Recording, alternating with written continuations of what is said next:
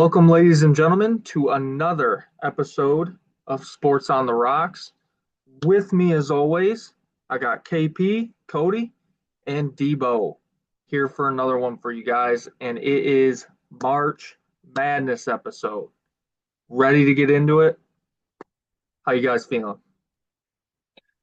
Well, I'm excited that it's March. It's one of the best times of the year. I'm very excited about that. A little on the downside because, the boys didn't pull out the back-to-back Big Ten champions. Um, we lost to Purdue this week or just today, but outside of that, I'm ready. I'm ready for the big tourney. I'll tell you, I am just glad that March Madness is finally here. We got a little taste of it in the conference kind of tournaments here and there, but we are officially here. Brackets have arrived. I'm excited to get into it. Well, yeah, I mean, speaking about brackets, hot off the press, we're gonna do a Sports on the Rocks bracket challenge. We're gonna do it on Sleeper. So it's free entry.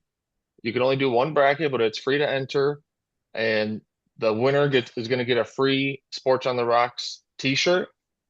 Or if we can get to 50 subs on YouTube, we're gonna upgrade it to a free hoodie. So winner gets a free hoodie, shipping included. As long as you're in the United States, we'll ship it to you, no problem. So yeah, we'll post it in the description of the video. We'll be posted on all the socials. So make sure you join in and see if you can take down the boys in our bracket challenge and possibly win a free hoodie. Just got to go sub on YouTube at SOTR underscore pod guys. That's our ad on all the socials. Look it up, but we'll have the links to everything for you guys to go join. Yeah, I'm excited to test the metal and see what we got stacked up to, fans and listeners and all that sort of stuff. It'll be exciting. We'll just touch a little bit on conference champions that happened this weekend between yesterday and today. Obviously, I mentioned it just a second ago. Purdue took down Michigan in the Big Ten conference tournament. So Purdue is the champions. I mean, not the best game, obviously, from Michigan. I felt like the fouls, the refs were pretty horrible. The fouls not getting called were kind of horrendous, but I felt like the whistle was very one-sided today. But yeah, outside of that, just couldn't get a whole lot going. I mean, Purdue's defense was suffocating. Michigan couldn't get to the basket, couldn't make shots. Just had a lot of turnovers. It just wasn't their offensive game. And then on the flip side, they didn't have their usual defensive game either.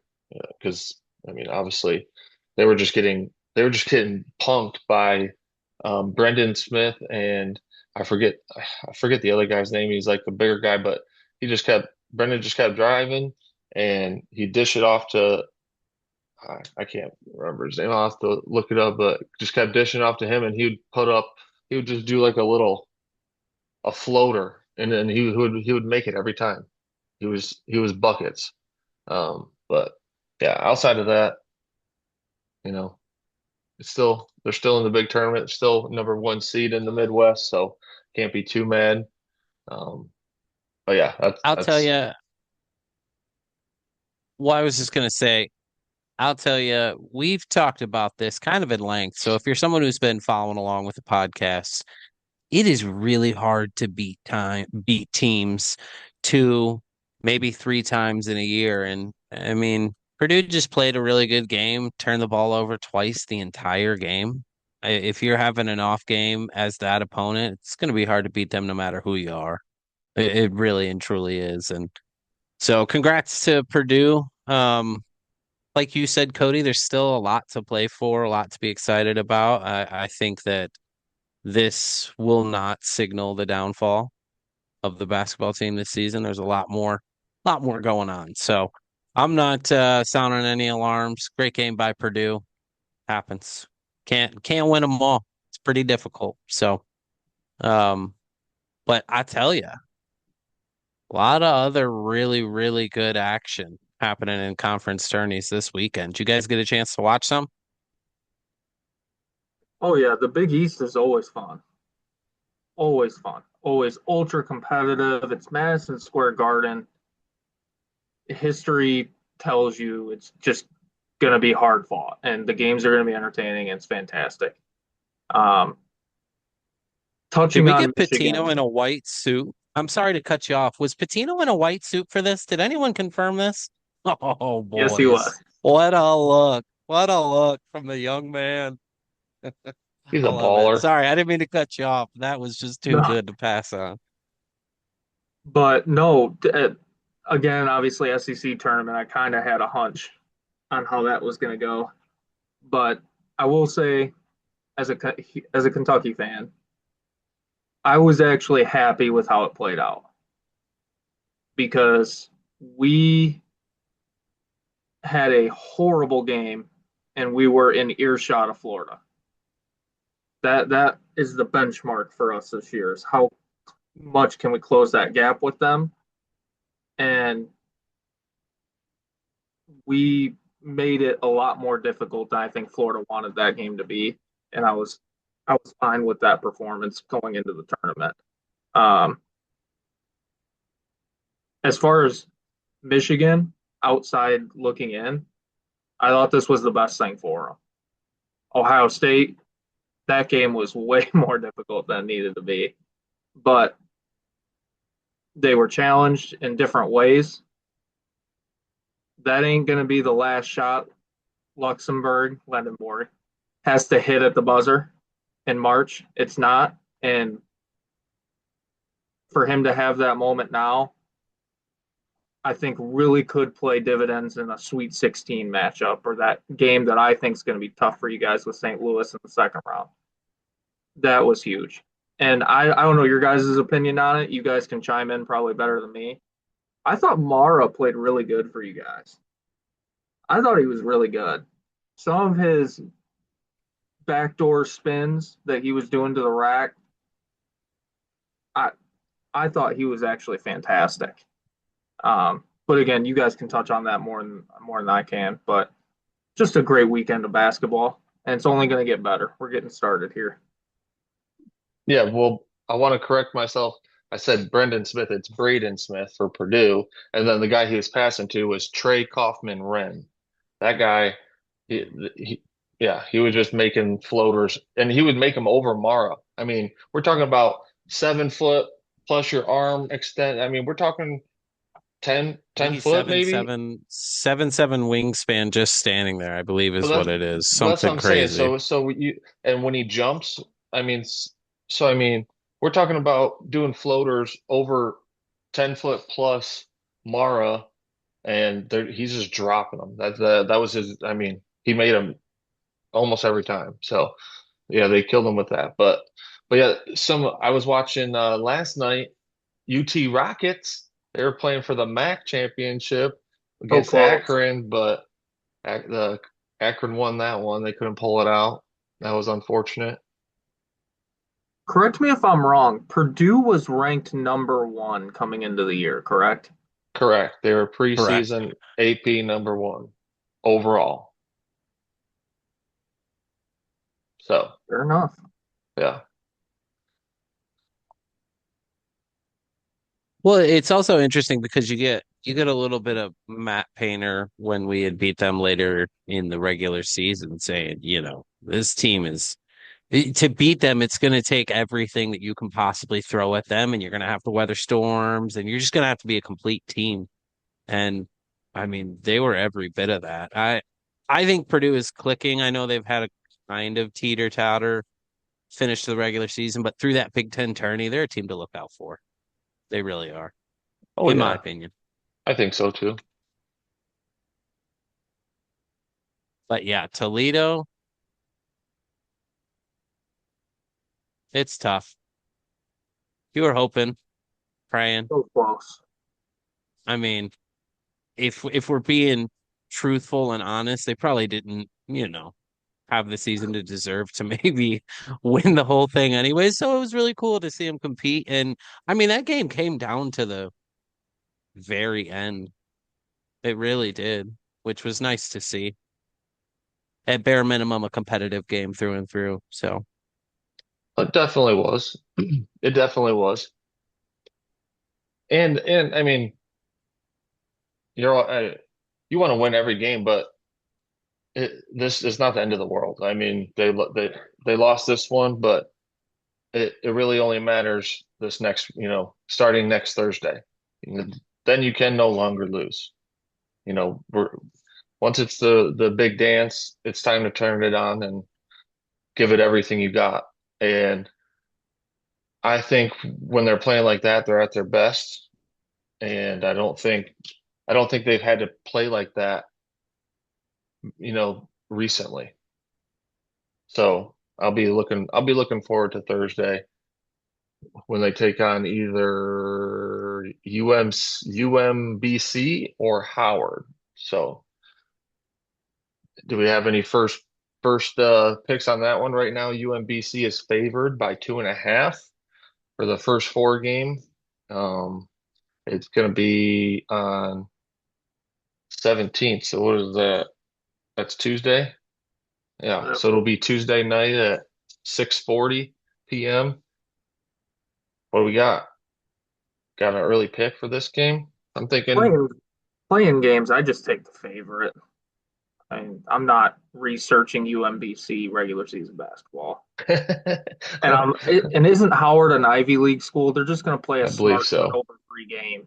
So yeah, give me Howard. And I think we got to get started on it. Um, Drew, Miami of Ohio, 11 seed. Terrible, terrible. It's a joke.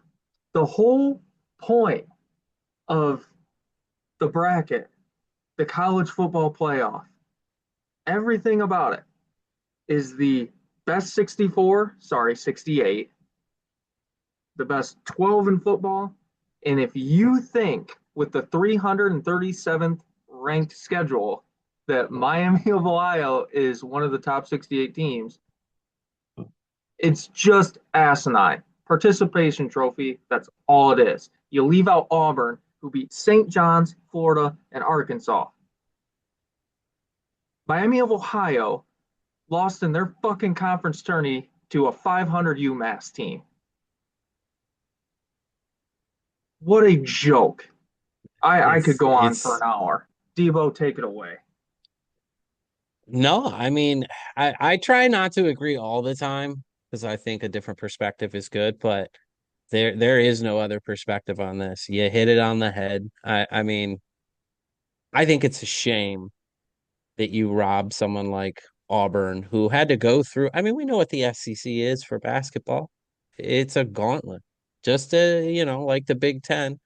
So to have them go through that, knock off some truly incredible teams, non-conference win against St. John's, and then not get in the tournament, I'll tell you, I feel your pain, Bruce Pearl. I really do. You know, it sucks is he left Auburn to then be on a selection committee show talking about how they're the first four out. Like if you're Bruce Pearl, your world's fucking spinning. Yeah, that's that's But that's savage right there. uh, yeah, it's pretty poor. I mean, I'm not gonna hammer this one into the ground, but I think it's a joke. Well, I was kind of on the opposite side of it. I just wanted to see just see what they can do. I was kind of in that boat, but then me and Drew talked about it, and yeah, essentially it's the same argument as the college football playoff. And I've said, forget the rankings, forget the automatic bids for conference winners, forget the automatic bids for groups of five or whatever and forget the okay, Notre Dame didn't make it this year and they're not in the conference, but they automatically get to make it next year because they didn't make it this year. Forget all that bull crap and just have them ranked and pick the 12 best teams, and that's who gets in the playoff. And It's the same. It's the same argument. It's you don't need these schools that don't belong, and we're just giving them you know participation trophies and just giving them opportunity to just see what they can do. Which I get it, but yeah, no, you want the best teams to play in the tournament, and that's how we get the best basketball. So yeah, I was on the other side, but we like I said, Drew and I talked about it Friday, and yeah, it's pretty cut and dry. The It's a cool story, but they don't deserve it. Let them go rock the NIT. I Eight could and a have half leaned, point favorite against SMU is crazy. yeah, Or, I or could have hurts leaned them, more the excuse other me. way if they would have met Akron in their conference championship game in the conference tourney, and then lost that game, the final one. But to lose in the quarters to UMass, that was bad. That can't happen, and you still get in. Yep, I'm No with shot. it. I'm with it. I will say, I want to bring this up too. Can we talk about Cincinnati firing their head coach when they were still kind of teeter-tottering on the bubble? I mean, talk about I've had enough with your shenanigans and you're just BS. Like, that's how I interpret that. You feel bad for the guy. I mean, he hasn't been the most productive coach for Cincinnati. Who am I thinking? Sean Miller? Is that correct or no? Miller something, Wes Miller.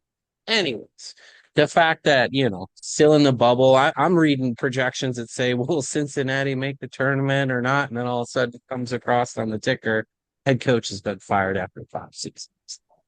I thought that was wild, personally. Drew, you still you got anything about Kentucky or anything? Yikes.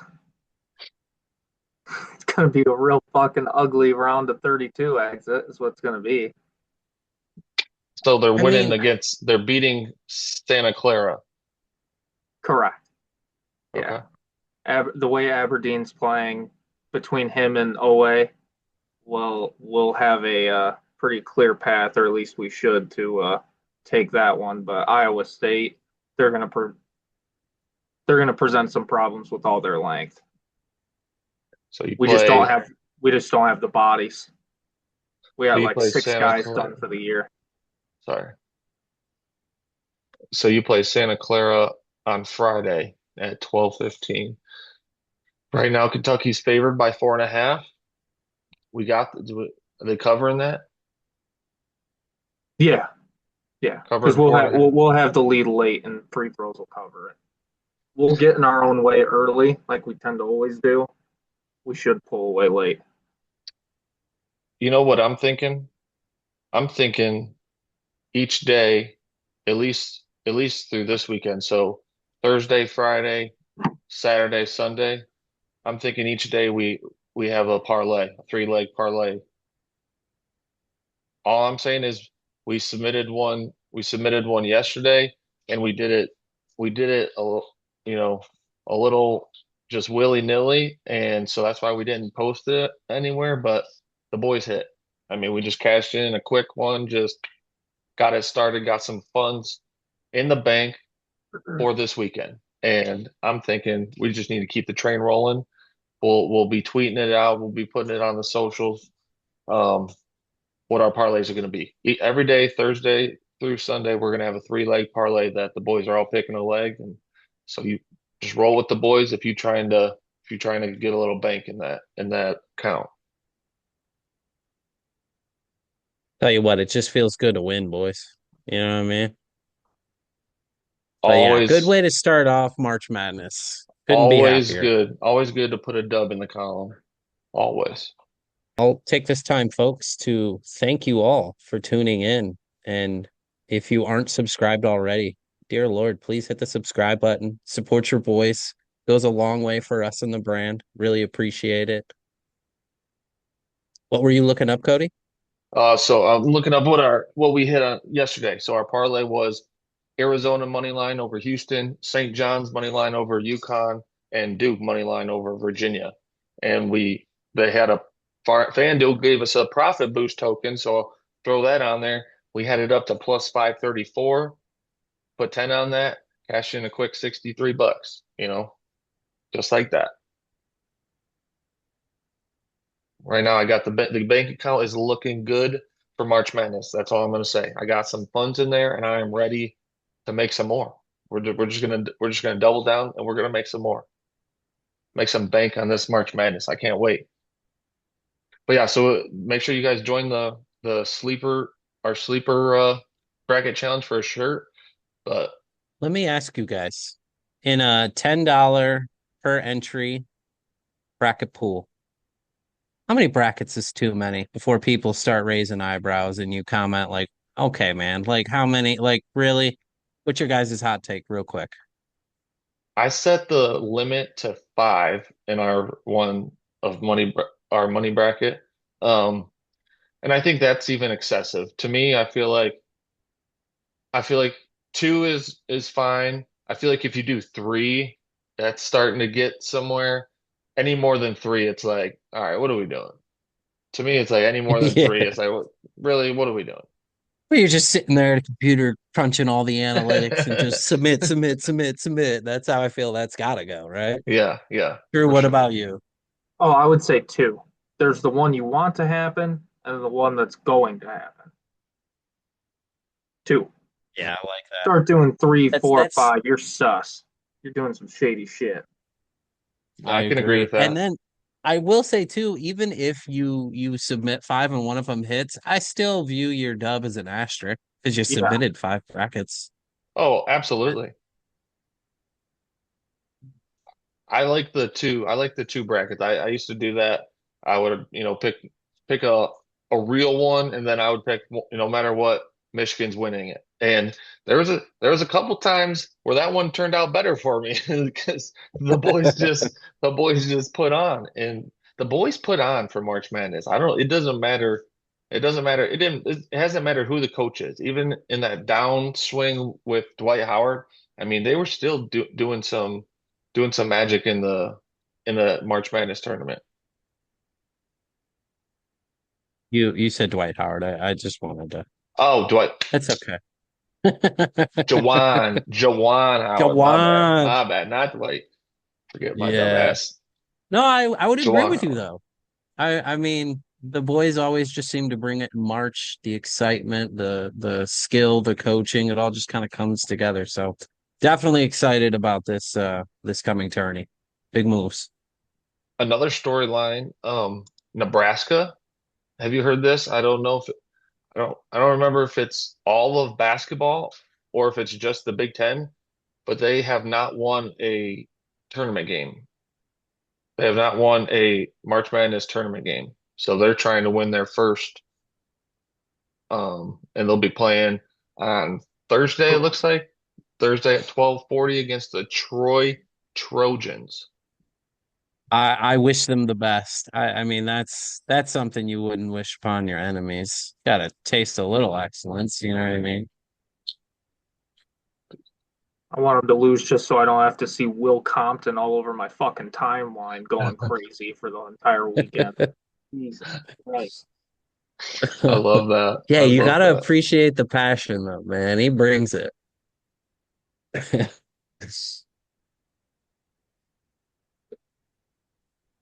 Boys, I gotta ask you, is there a game we finally got this bracket, we're set up to go. Is there a game here that stands out to you as kind of like a upset alert, upset watch?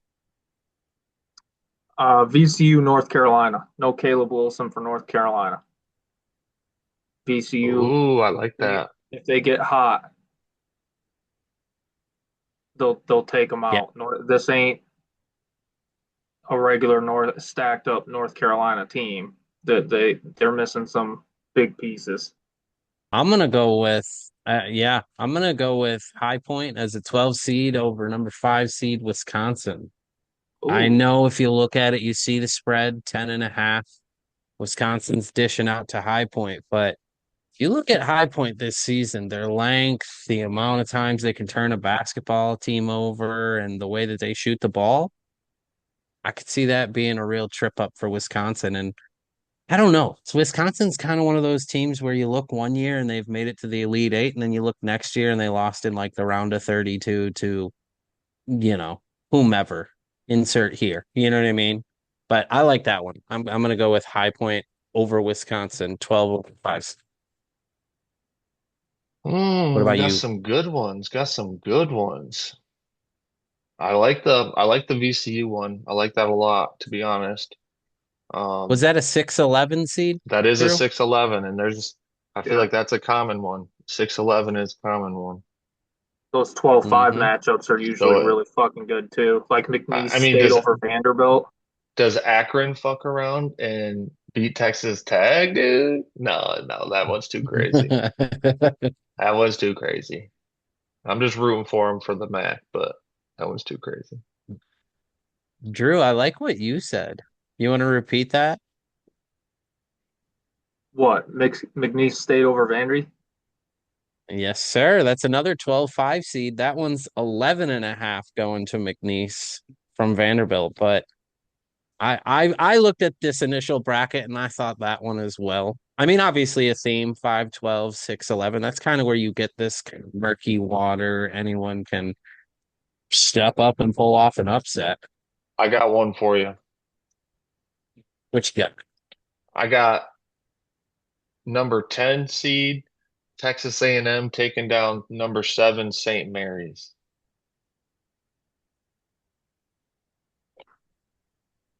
I don't mind that one. I feel like it's a Yeah. little cop out, but Oh, whoa, cop out. Whoa. How's I that thought you cop were out? I thought you were gonna no, say I'm just 10 messing. seed Santa Clara over Kentucky. I would have punched you through the fucking webcam. It ain't fucking happening. At least Cody, let me I'm have the round of disappointed you 32. didn't. That was such an opportunity. Please don't. Damn. Just let me have the round of 32. I know we're not going any farther. Give me the one. Yeah, no, I'm liking Texas A&M. They play in the SEC. They have a lot harder of a just normal schedule than St. Mary's, which I looked at the bracket broken down by conference, right? SEC has SEC has the most with 10 teams. Big Ten and Big Ten is second with 9. Big 12 third with 8. Well, tied for third with 8. ACC also 8. And then Big East has 3. WCC has 3. And then there's just a bunch of twos and ones, and we Hold talked on, don't about. don't well, I was gonna say you can't skip over the twos because you got two from the MAC. Oh, yeah. I mean, Thanks yeah, to we do thanks to that. Kent State. That's Two from that's the one you MAC, don't normally hear, two right? from I the mean, MAC. shouts We out. have we have I, two from the Atlantic 10. And then, like I said, we got 3 from West Coast Conference, 3 from the Big East Conference, and then a bunch of ones. And we talked about Howard. Howard is not in the Ivy League. They are the Mid-Eastern Athletic Conference. fuck yeah. The Oh, and MEAC. and UMBC is American East Conference. So Howard to the moon. yeah, so just some ones that if you haven't heard of, but yeah, I'm excited. I'm excited to get some March Madness going. I I'm got telling you another one for guys. you boys. Go, Go you ahead, go Drew. first, I got a Debo. question then after. Well, no, I just wanted to ask the question because I think this one's something that I've been thinking about since I saw the bracket too. Gentlemen, what's the toughest region? And I think the answer is pretty clear cut, but I'm curious to hear your guys' take. Ooh, that's a East. good one. And it's Drew, not Drew, I was close. just gonna say you're shaking your head. Why don't you start it off? What you got? East. Easy answer. East. Hey Duke, congratulations. Great season. Number one overall seed in the entire fucking thing. Here's Ohio Get State in the round of fucked. 32, Kansas, Louisville, Michigan State, UCLA, and UConn. Have fucking fun with that. Yeah, yeah, Have a That good is Blue season. Blood Good season. Central they in the did East. get fucked kind of low key. They kind of got Oh fucked. my God, they got hammered. It's not even close. I saw that and I was like, wow, who hates Duke in the selection committee? Fuck. The There's no the deep West dive has analysis. They just got fucked. the I mean, West has some teams. The West has some teams. Oh yeah, that would be probably my second would be the West, but it's interesting I because think. I'll tell you what. So, go ahead. Well, no, I was just going to say that East is so loaded that if Duke really is a special team, which I've gotten a chance to see him play a handful of times this season, and they seem like they foot the bill, but they're going to have to really prove it to get out of that East region. That's going to be wicked to try to navigate through. Although I love to see it for someone who's in the Midwest, like Michigan, because you got all these vultures taking each other out, and you don't have to deal with it as much. But go ahead, Cody. I'm sorry, I didn't mean to cut you off. No, I was just gonna say, to me, it seems like the South has the weakest. The South is the weakest region, I think. And then I mean, the Midwest, we got some teams in. I mean, it's freaking we're basically playing with the whole SEC. I mean, it's Michigan, and then there's Georgia, Alabama, Tennessee, Kentucky, and then you got Iowa State in there. You got Texas, I already said, no, you got Texas Tech in there. St. Louis, if they're gonna fuck around and be a Cinderella story. Virginia, I mean, I don't know, the Midwest region might be they're up there. I would still probably give it to the East, but I would say Midwest is second toughest, to be honest. I To didn't me, even say St. John's for the East either. oh Sorry, I yeah, left yeah, out forgot St. John's, yeah, Rick It Pitino and doesn't get St. John. any Easter. yeah, I mean, yeah, like I said, that is a blue blood region if I've ever seen one before. yeah. For It's me, from one to four, it goes East, Midwest, West, and then South. And just to put it out there, Michigan Wolverines are winning the whole damn thing. So we'll just stamp it right now on Sunday night, March 15th. I actually stamped it back on October 25th when I put the bet in at plus 1900 for them to win the whole thing. So we're hitting it. Do you think it's a coincidence that they conveniently put Duke and Michigan on opposite sides of the bracket? So, okay,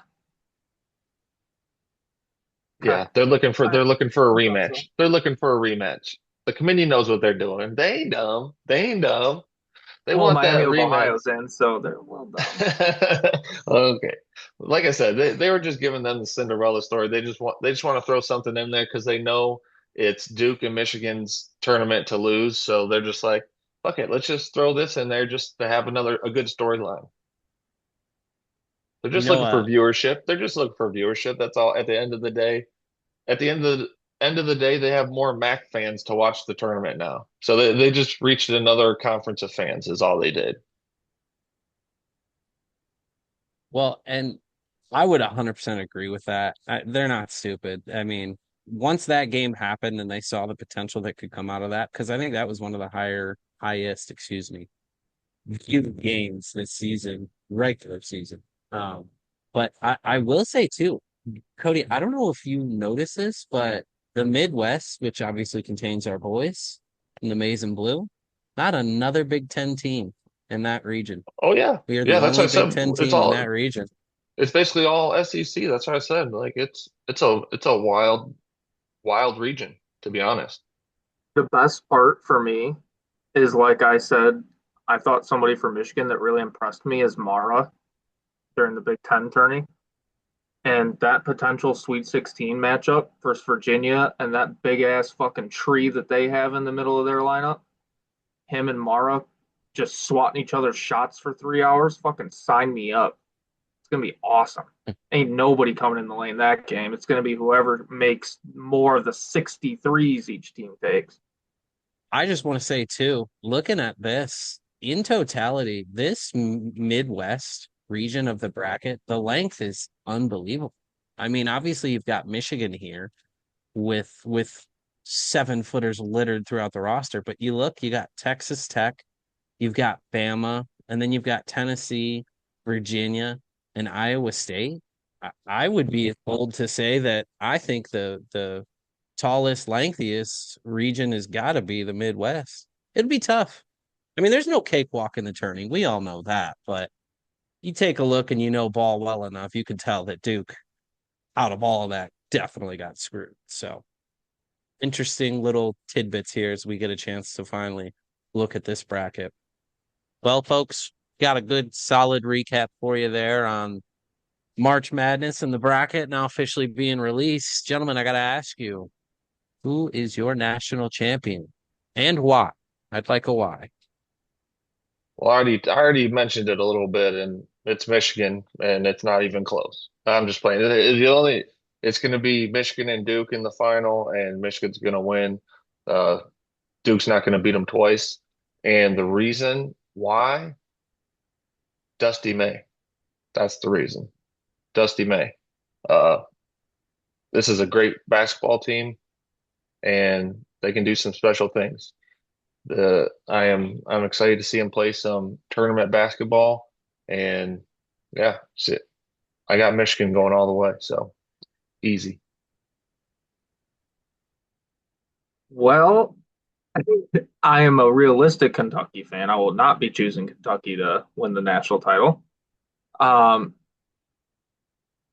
my heart says Houston because I love Kelvin Sampson as a coach. However, I realize that this is his youngest team ever. Normally, his teams are more veteran laden than they are this year. Fleming's is a stud, but I do not think that team is ready necessarily yet. Although, fun fact, a red team, red logo, jersey, whatever, has not won the national title in 15 years, over 15 years. Villanova blue, Duke blue, North Carolina blue, Virginia blue and orange, Kentucky back in 2012 blue. Just a fun little stat. But I am going to go with Duke. Reason why, I think they're healthy at the right time. I think they're deep. And they have those two guys, last name Boozer. Uh, Pretty fucking good. So give me Duke to take the thing. Debo, what you got, my friend? I think I know. Yeah. I'm gonna go Michigan as well. Obviously, if you listen to the podcast, that was expected. But I just think that the defense, the size, the rebounding that Michigan excels at is something that's going to be a weapon for them in this turn. I think someone like a Morez Johnson Jr.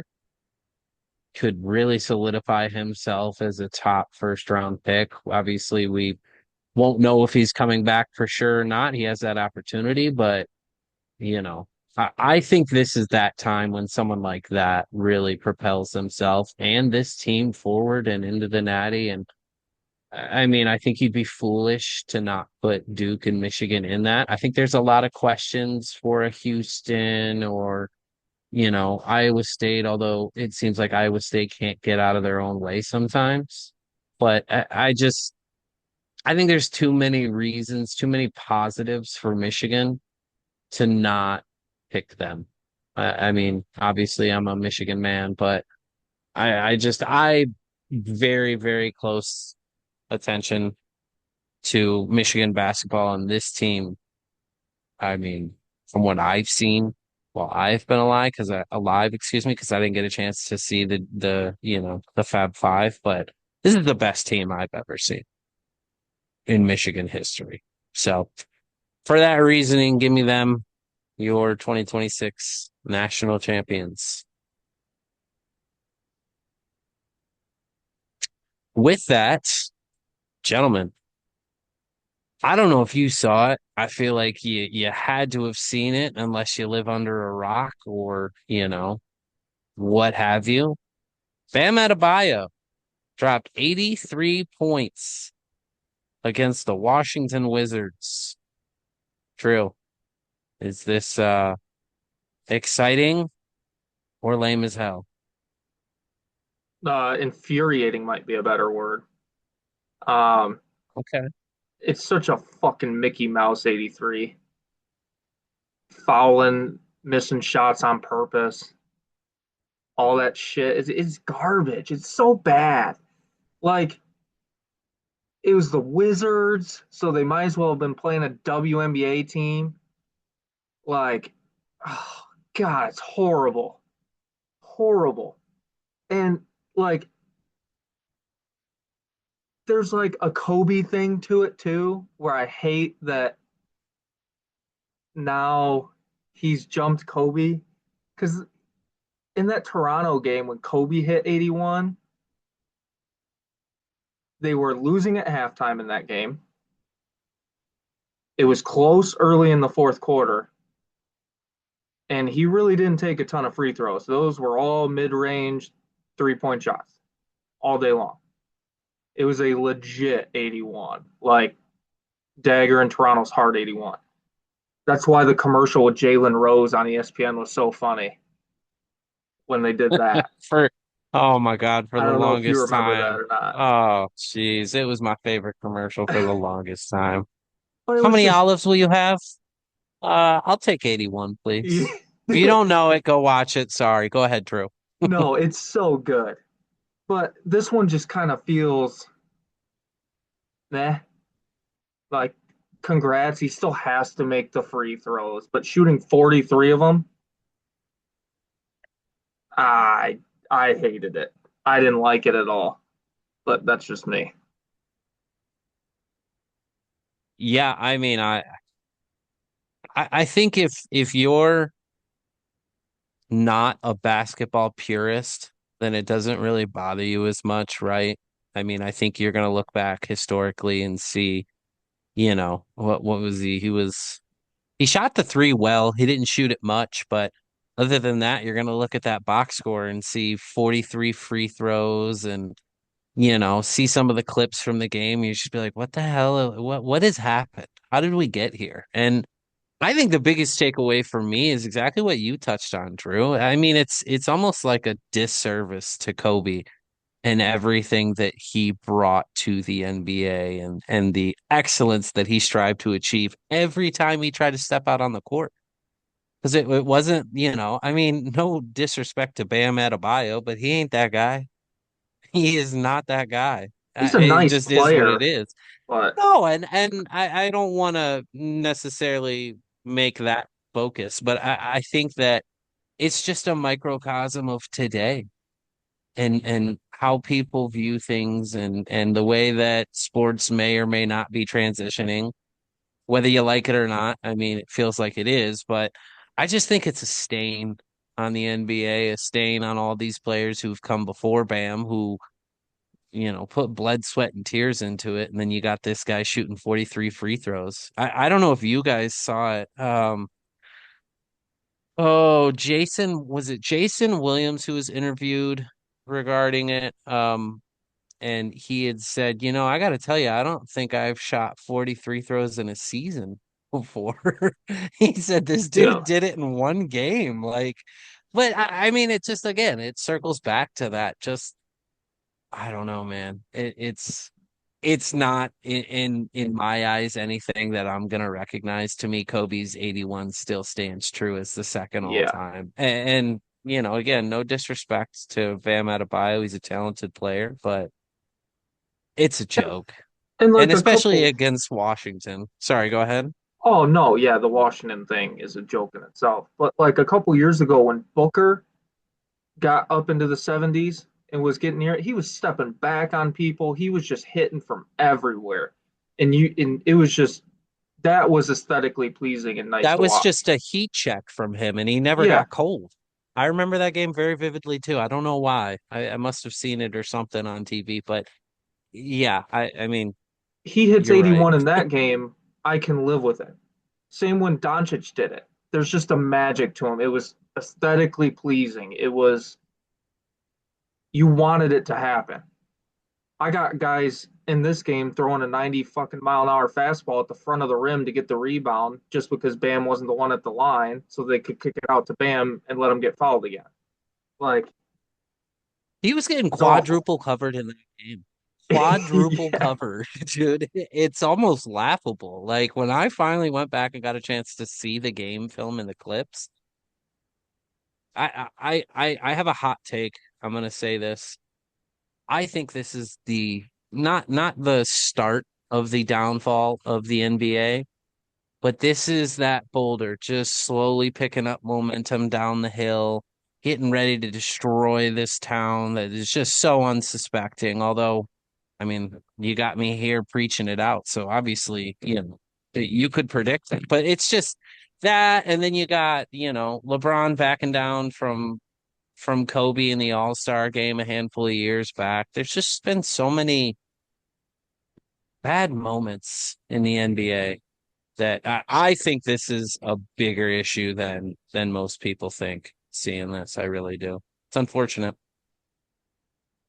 We all know I'm not the basketball purist, but I am in agreement with the whole thing. I'm not a fan of the way that Bam did it, and to me, the worst part is Kobe, because I mean, R.I.P. Kobe. He's one of the goats. I love me some Kobe Bryant, and just him, no longer having that like that milestone stuff. It sucks, and just in the way that he got it. So, not a fan of it. No, it was awful.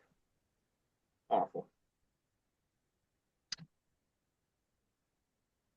In other news, besides just basketball, which we've touched on quite a bit today, something that happened shortly after last week's podcast, middle of the week, the new league year for the NFL started, and things got wild. Apparently, Baltimore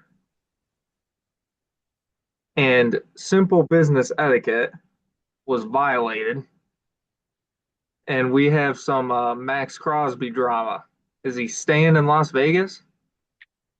I think he is staying at this point because, I mean, I don't think he really wanted to leave ever in the first place, and it kind of felt like the Raiders just wanted to get rid of him and just see what they could get for him. And so it was, to me, it just felt like a forced thing from the get-go. But then yeah, Baltimore some bitches, dude. They some bitches for that, to be honest. They failed him on his physical.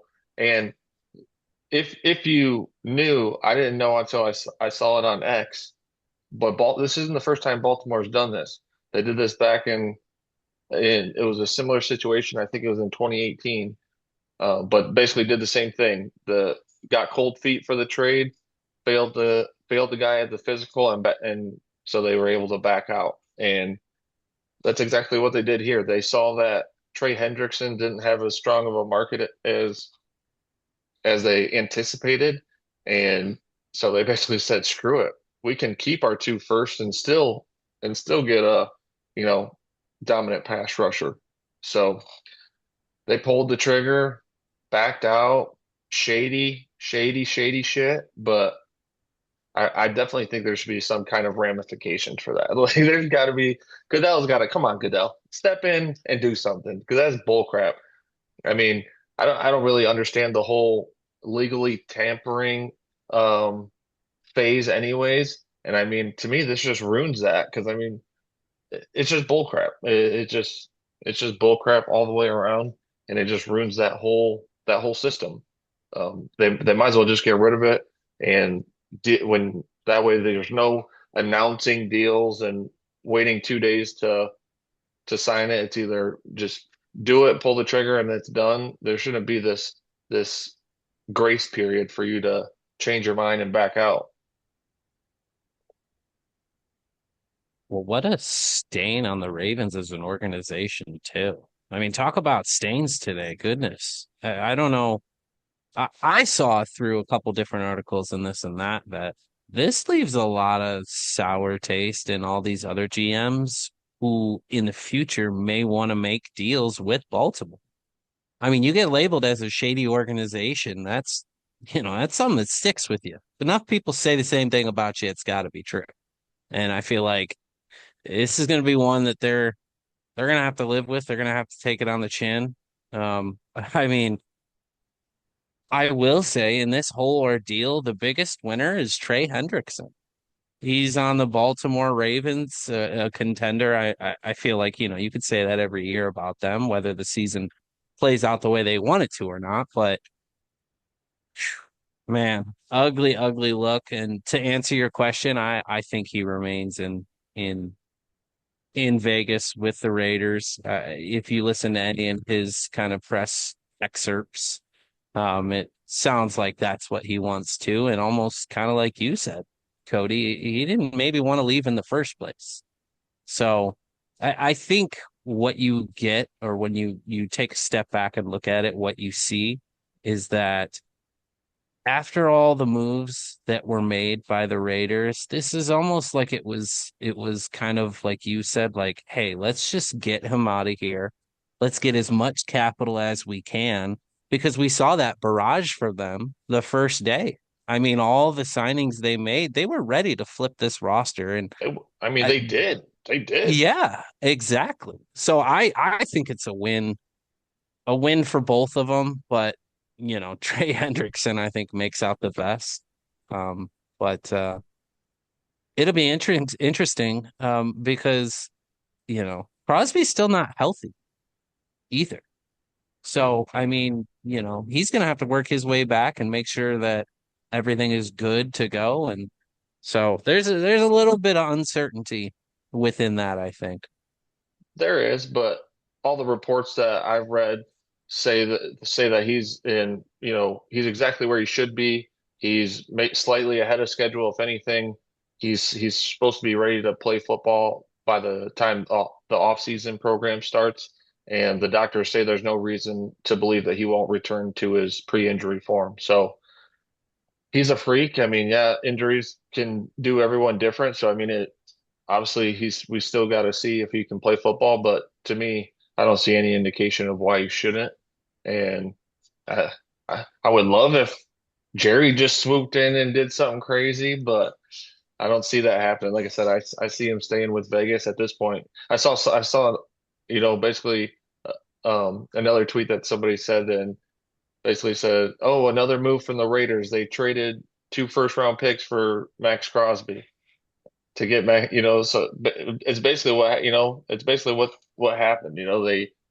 They did all their signings and trades and then went and got Max back essentially. And I mean, they've kind of low key assembled a squad. I mean, it's the They're the Raiders. clear favorites in this whole free agency, at least to this point. Winners, clear cut, I think. I would say I mean I would say they did the most. They Exactly. did the most for sure. They spent they had the most transactions and they did the most roster flipping. But it's they still got at the end of the day they got to play the games. So it remains to be seen if it's going to pay off for them. But they're making the right moves, and it looks like they're going to be a better football team this year. Yeah, I mean, from the Baltimore side, what I really hate too is the story came out about Max's visit when he goes to Baltimore for that physical.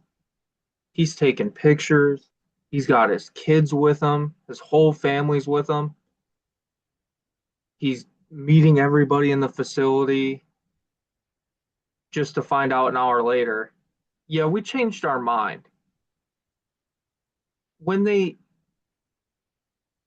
got the trade over the line and we all got the same Bleacher Report alert, everyone knew he was still on crutches. Everyone knew he was 8 weeks out of surgery for a 6 month injury.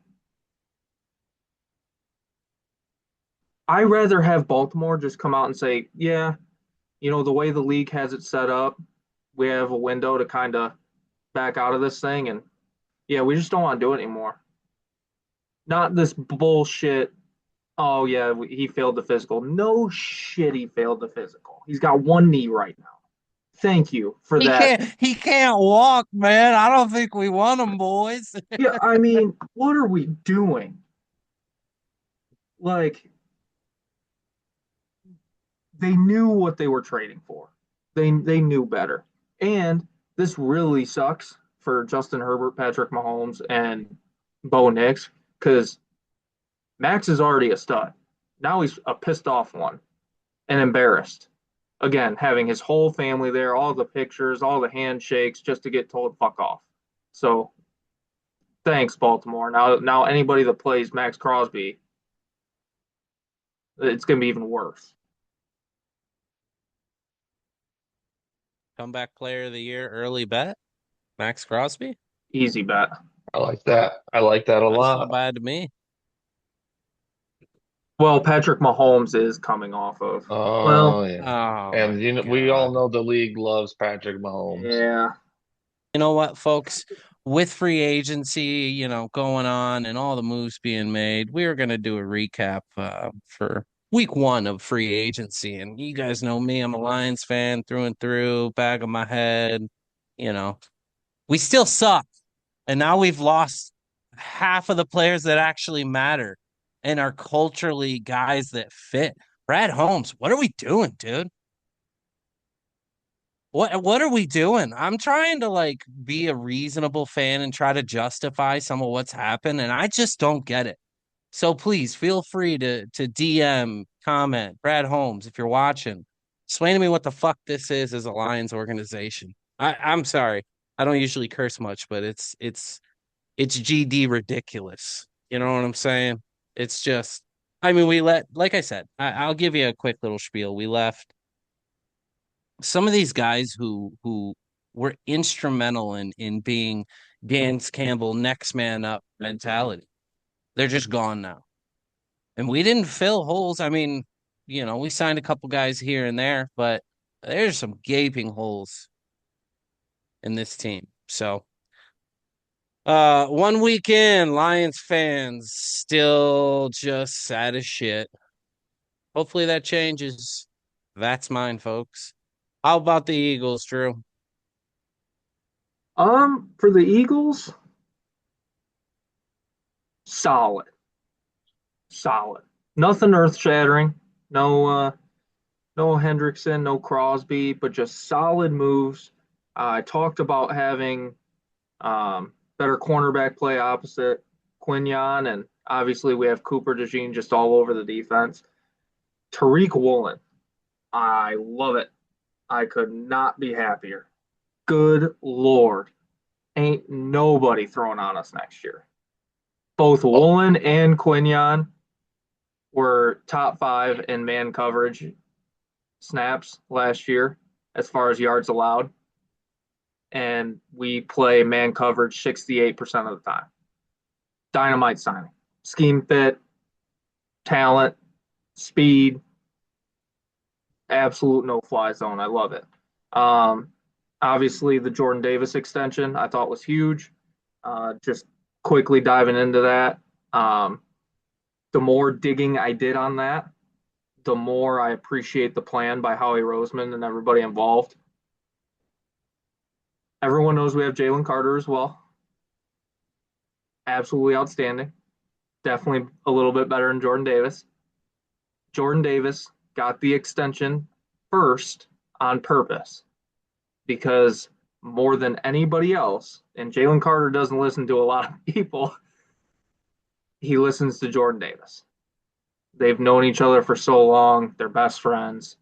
It was important to pay Jordan because of how hard he has worked to get better and better and better and then get rewarded for it. And that example was shown to Jalen Carter with how they rewarded Jordan Davis for all of that. It's all part of a greater plan. Big news today. Dallas Goedert is back next year. Got him extended for another year. Um, he's just a good, solid player. And again, maybe not top tier tight end in the league, but he does a little bit of everything, blocking, catching, and um, that's Jalen's security blanket. So, yeah, I would just say solid, not earth shattering, but didn't need to be. And I'm happy about it. And how about them Cowboys? Cody, what you think? I I will say, you know, the Jones boys low key listen, and they making some moves. Nothing, again, kind of like you said, nothing earth shattering. There's no Crosby trade or Hendrickson signing or nothing, nothing like super headline grabbing, but just some solid moves and majority all on defense, which is just exactly what I wanted. I'll run through a little bit. They traded for Rashawn Gary, signed Jalen Thompson, safety, re-signed Sam Williams at DN, signed PJ Locke at safety, Otito Ogbonia, defensive tackle. I was not too sure why they just kept going with the tackles, and then it made sense once, this past week they traded Osa Odigizua, so they got out of that contract. They wanted a day two pick because as it stood before, they did not have a pick on day two. They just had the two first rounders, and then it went. I think it goes all the way to fifth round. Yeah, no, fourth. They have a fourth rounder, but so they had nothing in round two or three, and so they wanted to pick on Saturday or on Friday. It's Friday. on Friday. They wanted to pick on Friday, so they got rid of Osa, got rid of that contract, and they got a third round pick from the 49ers in that one. So now they have three picks in the top 100, so two of them being in the top 20. So let's just keep it rolling. Keep it rolling with the defense, and let's keep this thing going. They also signed Sam Howell, quarterback. Got to throw another backup in there behind Dak. Tyrus Sweet at linebacker. Matt Hennessy, offensive lineman.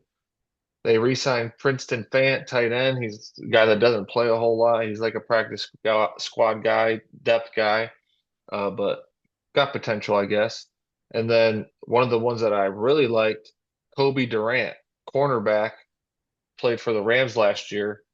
And we know the Rams secondary wasn't the best. That was our downfall, why they couldn't beat Seattle. But this kid can catch the ball. He knows how to get interceptions, and that's what we're looking for. So got help at corner. We got help at on the line. I would like to see more help on the edge. I mean, Jadeveon Clowney hasn't signed anywhere. I mean, to me, that's a no-brainer. Bring him back. Maybe some of these linebackers that they still got. Jalen Tolbert is officially no longer a wide receiver at the Cowboys. He went to Miami, so he's no longer going to be number three wide receiver. And then yeah, still Brandon Aubrey and TJ Bass. They're still available. Haven't made any signed with anybody. I think Brandon Aubrey's going to be back playing for the Cowboys next year. It's just a matter of getting that deal done. And then Wanye Thomas, safety, he went to Indianapolis Colts, so he will no longer be with the team either. But like I said, they already signed two safeties, and we'll see if they get more. Gotta tell you, Cody, you just did that whole Dallas Cowboys spiel and you're out of breath. I can't imagine what that must be like to be a fan of a football team who just is signing that many players. It's pretty cool. Good for you guys. Happy about it. Like I said, it feels good the Jones boys are listening. I just want to say, a little foreshadowing to Eagles Cowboys games next year. I am praying to God FanDuel puts out an over-under for unsportsmanlike conduct penalties with Pickens and Woolen matched up with each other. Good God, just a couple of absolute nutcases just beating the hell out of each other. Love it. Can't wait. That'll be cinema. Yeah, that'll be pure cinema. Because neither one can control their shit. In non-football, non-basketball related news, Michigan men's hockey is going to the Big Ten tournament championship to face none other than that team down south, the Suckeyes. Meh, Um, meh, meh. but the game is going to be in Ann Arbor, March 21st, next Saturday. We looked up tickets, but tickets are like $600 right now, so I don't think we're going to go to that. But if you are, that'll be lit. And then also, I don't know if you guys watched any of the Players Championship this weekend, but Auberg was winning the whole time and then choked today. He shot a +4 on the final round to lose it to Cameron Young.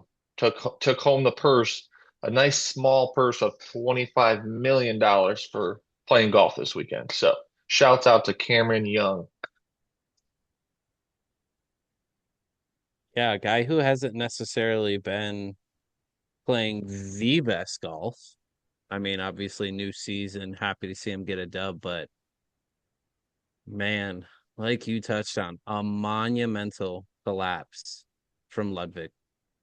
I mean, tough to watch, but at the same time, great to watch. No, I mean, obviously, unfortunate for him, but makes for some really interesting golf to view. Absolutely. Absolutely. I'll tell you what, one last thing we got to do, Cody. You know what that is. Yes. Yes. And I think you guys know too. If you haven't liked, if you haven't commented, if you haven't subscribed, if you haven't followed, please. It doesn't cost you anything and it helps us immensely. Just follow us on the socials, interact with us, comment, like the videos, like the post. Make sure you're subscribed on YouTube and just help us keep this thing growing. But with that, we're gonna close this out with our question of the day. Today we got a good one. Okay, if you had a time machine, would you travel back in time to the past or would you travel forward to the future? I mean, this is a very tough question because I think there's a lot of different ways you guys can go about this. And I'm going to do this really quick. My thought process is if I go back in time, I think I would go back in time to like and I know this might sound brash, but like strangle Hitler or something. You know what I mean? Like in the crib as a baby or so. I know that sounds crazy, but like you could save so many lives if you were to go back maybe and rewrite some history in a way. I think that, or to the other side of the coin, you would basically get a glimpse at what we turned into as a civilization here on Earth. So this is a tough question for me. Um, I don't think I want to go in the future though. I don't think I want to see that. I think for me, I'd probably go back in history and am I going to strangle Hitler in the crib? Maybe, maybe not. But I would try to at least rewrite some things in history and try to help mankind out in a way. I mean, I'd be lying if I said I probably wouldn't stop along the way and create Google or something. But I just think going back in history would be a little more interesting. But that's my take. See, I would go back for similar reasons. I would go back in history. I would just want to say, obviously, some things and do some things with people that, I think everybody in here has lost, right? Um, and just have another go at that. I'll just keep it simple. No need to dive into it all. But I would go back in time for some loved ones. Well, man, now you guys got me thinking I feel like an asshole now, like a selfish asshole, because you're going to hear my response. Let's So hear it. I What you guess I was got? thinking a little selfishly just off the rip. I mean, to me, I'm like, it's easy. Like, go back in time and, you know, invent Google, just be the guy that comes up with Google and some of these ideas that are, go back and yeah, invest $100 in Bitcoin when get 1,000 Bitcoins when they cost nothing, and just to set my, it's not completely selfish because it's not just for me, but it's just to be able to set my family up for wealth, to just to knock that one, just to take care of that. So I mean that was just the first thought that came to my head, but I like both of your guys' answers better. I will say the future would be cool, but I do agree. I don't think I don't think I want to see it. Like, it would be cool to see it, but at the same time I don't want to. To me, it's just like, yeah, I don't know. It's just like the unknown. I feel weird about it, like I don't, like I'm not supposed to be seeing this. Well, I think my thought process too in that is imagine you do go forward hundreds of years and we fucked it. We've ruined everything. Like coming back to that to then knowing that that's what our history has in store for itself would be a hard pill to swallow. So that would be my reasoning to not go in the future by any means. Yeah, like you go 100, 200 years in the future and it's just It just looks like, I mean, everywhere just looks like desert or something. You know what I mean? Like everything's just fucked. Like, and it's just like, oh shit. I'm thinking Idiocracy. Yeah. If anyone's ever seen that movie, oof, that's a good look into what it would be like. But Well, that does it for another episode with the boys. It's March. It's mad. We love it. And we love you guys. Thank you for tuning in again. Like, subscribe, follow, and comment. We love and appreciate it. See you next week. Adios. Peace. peace.